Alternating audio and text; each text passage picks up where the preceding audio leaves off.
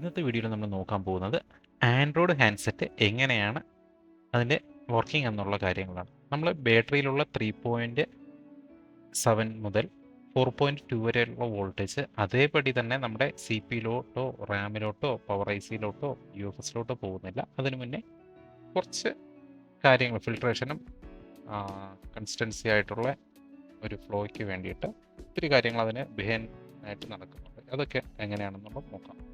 First ബാറ്ററിയിൽ വരുന്ന 3.7 മുതൽ 4.2 വരെയുള്ള വോൾട്ടേജ് നേരെ പോകുന്നത് ഡി സി ടു ഡി സിയോ പി എം ഐ പറയും, പി എം അല്ലെങ്കിൽ ചാർജിങ് ഐ സി, ഈ 4 പേരിൽ അറിയപ്പെടുന്ന ആ ഐ സിയിലോട്ടാണ് ഫസ്റ്റ് ഇത് എൻ്റർ ആയി പോകുന്നത്. നമ്മുടെ ബാറ്ററിയിൽ നിന്നുള്ള ഈ വോൾട്ടേജ് ഈ ഒരു ഐ സിയിൽ എൻ്റർ ആയതിനു ശേഷം ഈ I C D P H എന്ന് പറഞ്ഞിട്ട് മറ്റൊരു ലൈനിൽ ഒരു വോൾട്ടേജ് പ്രൊഡ്യൂസ് ചെയ്യുന്നുണ്ട്. ഈ ലൈനാണ് പ്രധാനപ്പെട്ട നമ്മുടെ മദർ ബോർഡിൻ്റെ സോഴ്സായിട്ട് വരുന്നത്.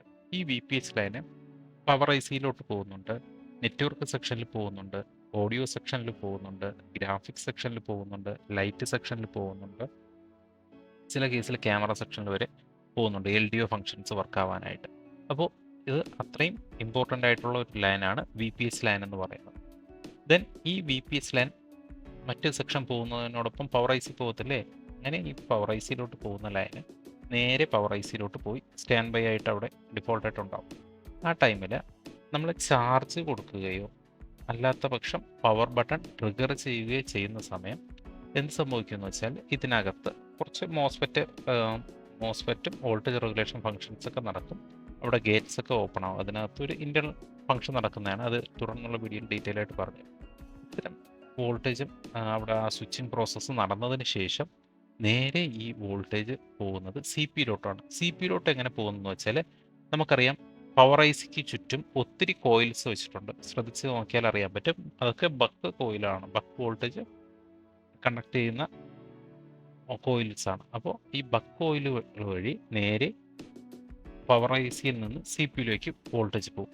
സി പി യുവിന് വേണ്ടത്ര വോൾട്ടേജ് എത്തിയ ശേഷം സി പി യു എന്ത് ചെയ്യുമെന്ന് വെച്ചാൽ ഈ സി പി യുടെ ഇൻറ്റേർണൽ ഫങ്ഷൻസ് വർക്കാവും. അപ്പോൾ ആ ഇൻറ്റേർണൽ ഫങ്ഷൻസ് വർക്കായിട്ട് ഒരു റീസെറ്റ് സിഗ്നൽ പ്രൊഡ്യൂസ് ചെയ്യും. അപ്പോൾ ഈ റീസെറ്റ് ഫങ്ഷൻ ആകുന്നത് വരയ്ക്കും പവർ ഐ സി ആയിരിക്കും മാസ്റ്റർ പറയുന്നത് എന്താണോ അതാണ് സി പി യു കേൾക്കുന്നത്. അപ്പോൾ റീസെറ്റ് ഫങ്ഷൻ ആയതിനു ശേഷം സി പി യു ആണ് മെയിൻ കൺട്രോളറായിട്ട് മാറുന്നത്. ഓക്കെ, C P U main controller ആയതിനു ശേഷം സി പി യു നേരെ സ്റ്റോറേജ് ഡിവൈസ് സെർച്ച് ചെയ്യും. സ്റ്റോറേജ് ഡിവൈസ് സെർച്ച് ചെയ്യാനായിട്ട് നേരെ ഇ എം എം സി അല്ലെങ്കിൽ യു എഫ് എസ് ഏതാണോ ഇതിൻ്റെ സ്റ്റോറേജ് ഡിവൈസ് ഇതിനകത്ത് പോയിട്ട് ഹാൻഡ്സെറ്റിൽ യൂസ് ചെയ്തിരിക്കുന്ന പാർട്ടീഷൻ ഏതാണെന്നുള്ള ചെക്ക് ചെയ്ത് നോക്കും. ഏത് സിസ്റ്റമാണ്, ദാറ്റ് മീൻസ് മീഡിയ ടെക് ആണോ, അതായത് സി പി യു ഏതാണ്, മീഡിയ ടെക് ആണോ, കോൾകാം ആണോ, ഇല്ല ഹൈ സിലിക്കൺ ആണോ, ഏതാണ് അതിൻ്റെ ബൂട്ട് പാർട്ടീഷനും ബസ് കണ്ടീഷൻ എന്നുള്ള കാര്യങ്ങൾ ചെക്ക് ചെയ്തതിന് ശേഷം നേരെ ബൂട്ടബിൾ ആണോ എന്നുള്ള രീതിക്ക് നെക്സ്റ്റ് പ്രോസസ്സ് സ്റ്റാർട്ട് ചെയ്യും. നെക്സ്റ്റ് പ്രോസസ്സ് എങ്ങനെ സ്റ്റാർട്ട് ചെയ്യുന്ന പറഞ്ഞാൽ ഫസ്റ്റ് ഇ എം എം സിയിൽ നിന്ന് പാർട്ടീഷൻ വെരിഫൈ ചെയ്യും. പാർട്ടീഷൻ വെരിഫൈ ചെയ്തതിന് ശേഷം ഫേംവെയറിനകത്തുള്ള datas, example logo, first logo, second logo, ഇങ്ങനത്തെ കാര്യങ്ങളൊക്കെ സെർച്ച് ചെയ്തിട്ട് അവിടെ നിന്ന് ടേക്ക് ചെയ്ത് നേരെ ഈ ഹാർഡ് ഡിസ്കിൽ നിന്ന് എടുക്കുന്ന ഡേറ്റ റാമിലോട്ട് ആക്സസ് ചെയ്തിട്ട് ഒരു ടെമ്പററി സ്റ്റോറേജ് ഫംഗ്ഷനായിട്ട് റാം അവിടെ വർക്കാവും. അതിനുശേഷം റാമിൽ നിന്നുള്ള ഡേറ്റ സി പി യുയിലോട്ട് വന്ന കാര്യങ്ങൾ ചെയ്തതിന് ശേഷം സി പി യു അതിന് പ്രകാരം ഡിസ്പ്ലേക്ക് കമാൻഡ് കൊടുക്കും. ഇപ്പോൾ റെഡ്മിയുടെ ഫോണാണെങ്കിൽ റെഡ്മിയുടെ ലോഗോ വരും, സാംസങ്ങിൻ്റെ ഫോണാണെങ്കിൽ സാംസങ്ങിൻ്റെ ലോഗോ വരും. അതുപോലെ തന്നെ ഫസ്റ്റ് ലോഗോ വന്ന് സെക്കൻഡ് ലോഗോ വരും അല്ലേ. ചില കേസിൽ സെക്കൻഡ് ലോഗോ വന്നിട്ട് എന്ത് ചെയ്യാറുണ്ട്, നമുക്ക് ഒരു ഫസ്റ്റ് ലോഗോ വരുമ്പോൾ ഒരു വൈബ്രേഷൻ വരും. സെക്കൻഡ് ലോഗോ വന്നതിന് ശേഷം നമുക്കൊരു